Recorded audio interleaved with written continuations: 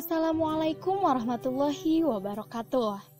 Halo teman-teman, kami dari kelompok 3 yang beranggotakan Ahmad Julio, Arum Safina Nurlaila, Asep Miftah Pauji, Balkis Kurotu Ayun Salsabila, Dani Ramdhani, dan Ai Halimah pada mata kuliah ini, yaitu mata kuliah Pariwisata Sejarah, akan memaparkan mengenai wisata sejarah dan religi Pamijahan.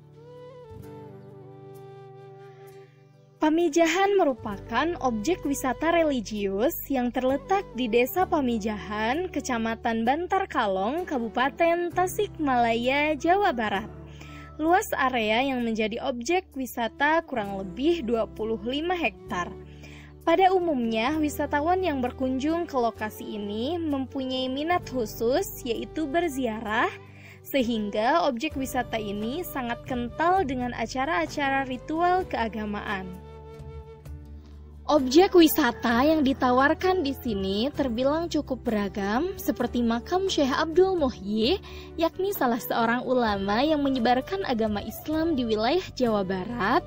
Di samping itu terdapat pula makam Sembah Khotib Muwahhid, Sembah Kudrot, Sembah Dalem Yuda Negara, dan Sembah Dalem Sacaparana, serta Goa Saparwadi. Adapun sejarah dari nama Pamijahan, yaitu merupakan nama baru di masa sebelum dan masa hidupnya Kanjeng Syekh Abdul Muhyi.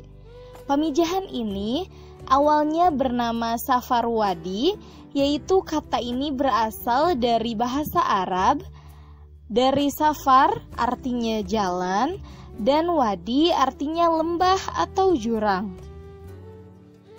Kemudian Safarwadi berarti adalah jalan yang berada di atas jurang atau lembah-lembah. Hal ini sesuai dengan letaknya yang berada di antara dua bukit di pinggir kali. Nama Safarwadi juga yang diberikan oleh Waliullah sebagai peringatan bagi generasi yang akan datang jika hidup di dunia harus selalu berhati-hati seperti berjalan di atas jurang yang bisa membawa pada bahaya atau celaka. Saat ini nama Safarwadi terkenal dengan nama Pamijahan. Hal ini karena Syekh Abdul Muhyi meninggal. Banyak para pengunjung yang datang berbondong-bondong dari setiap penjuru pelosok Pulau Jawa dan wilayah kepulauan Indonesia untuk berziarah ke makam Syekh Abdul Muhyi. Kata Pamijahan dalam bahasa Sunda disebut mijah yang berarti ikan bertelur. Hal ini mengandung filosofi karena pada dasarnya ikan yang bertelur kemudian menetas akan menghadirkan generasi baru yang diharapkan mampu meneruskan serta mewarisi sifat-sifat induk atau leluhurnya. Dari sini kemudian Safarwadi berubah menjadi Pamijahan karena memiliki arti seperti satu titik persamaan dengan tempat ikan akan bertelur. Di tempat wisata Pamijahan, para pengunjung akan disajikan beberapa objek wisata alam yang terbentuk secara alami. Hal ini tentunya menjadi daya tarik bagi wisatawan, seperti contohnya Gua Saparwadi. Di dalam Gua Saparwadi sendiri, terdapat stalaktit dan juga stalagmit yang berada di langit-langit gua yang menambah kesan alam dari Gua Saparwadi. Ada juga aliran air di dalam Gua Safarwadi yang sudah mengalir sejak dahulu. Selain itu terdapat ruang padepokan wali yang berada di dalam gua. Konon tempat ini dianggap suci karena dipakai untuk bertapa oleh para wali dan ada juga mata air kahuripan. Konon katanya di Gua Pamijahan ini terdapat lorong panjang yang dapat tembus menuju Mekah yang terletak di tebing sebelah utara di Pamijahan. Selain Gua Safarwadi yang menjadi daya tarik dari Pamijahan, tentunya adalah yang utama makam seorang tokoh penyebar agama Islam di daerah selatan Jawa Barat, khususnya Priangan, yaitu makam Syekh Abdul Muhyi. Berbeda dengan makam-makam lainnya, makam Syekh Abdul Muhyi mendapat perlakuan khusus dari masyarakat sekitar serta para pengunjung.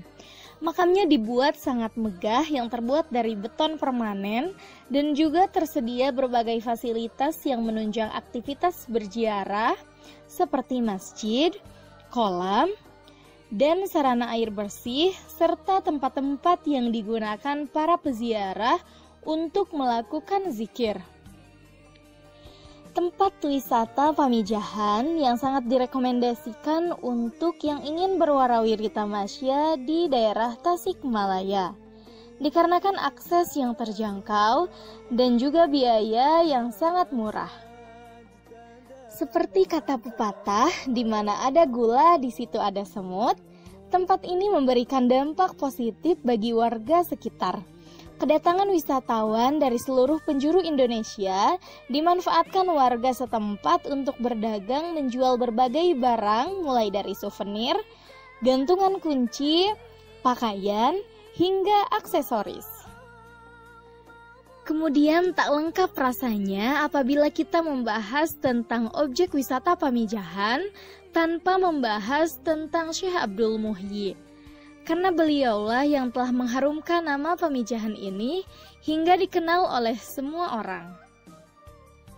Syekh Abdul Muhyi sendiri lahir di Mataram sekitar tahun 1650 Masehi atau 1071 Hijriah dari seorang ibu yang bernama Nyi Raden Ajeng Tangan Nijiah, keturunan dari Sayyidina Husain bin Sayyidina Ali dan Fatimah binti Rasulullah Shallallahu Alaihi Wasallam. Syekh Abdul Muhyi datang dari keluarga bangsawan. Ayahnya Sembah Lebe Wartakusumah adalah keturunan Raja Galuh Pajajaran.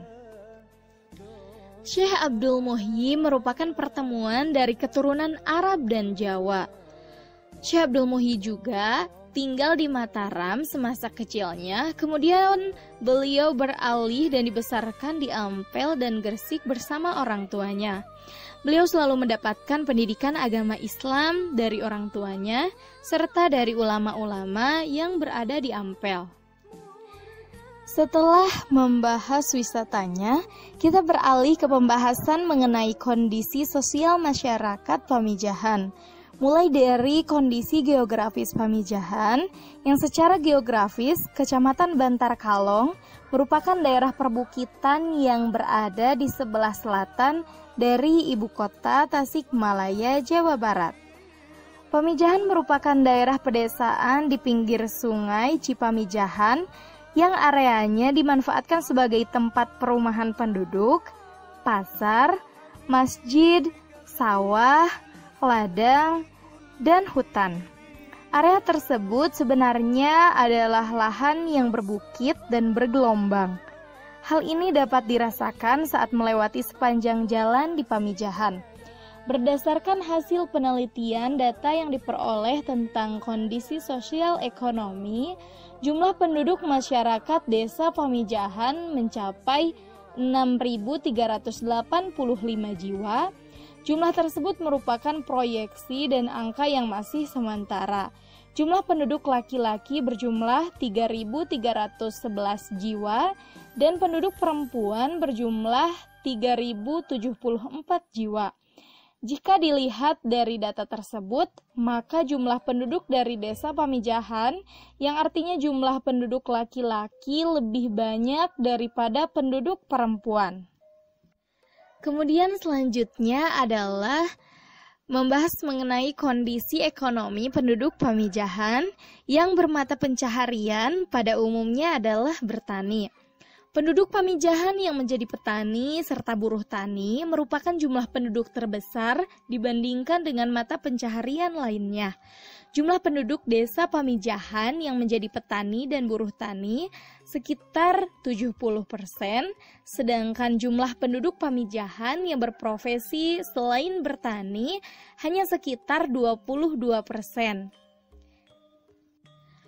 Adapun keistimewaan yang terdapat di Desa Pamijahan khususnya untuk para pedagang yang memiliki pertokoan yang ada di Desa Pamijahan diwajibkan tutup selama bulan Ramadan dan tidak boleh ada aktivitas perekonomian ataupun berdagang karena untuk mengikuti adat yaitu menyambut bulan Ramadan dan masyarakat Pamijahan dianjurkan untuk beribadah penuh kepada Allah. Maka dari itu, perekonomian masyarakat dalam 1 tahun hanya ada 11 bulan. Adapun penduduk yang berdagang di Desa Pamijahan ini, terutama di area tempat berziarah, sepanjang jalan menuju tempat berziarah, para pedagang berjajar dalam berjualan, seperti menjual mukena, baju-baju, makanan khas Pamijahan yaitu kolang-kaling, aksesoris, makanan, air kembang, lukisan para wali, dan lain sebagainya. Dengan adanya situs ziarah di Desa Pamijahan ini dapat meningkatkan perekonomian masyarakat Pamijahan karena tempat ziarah tersebut setiap harinya selalu didatangi para pengunjung dan setelah ziarah biasanya para pengunjung tidak lupa untuk berbelanja di pedagang-pedagang yang berjajar sebagai oleh-oleh untuk dibawa pulang.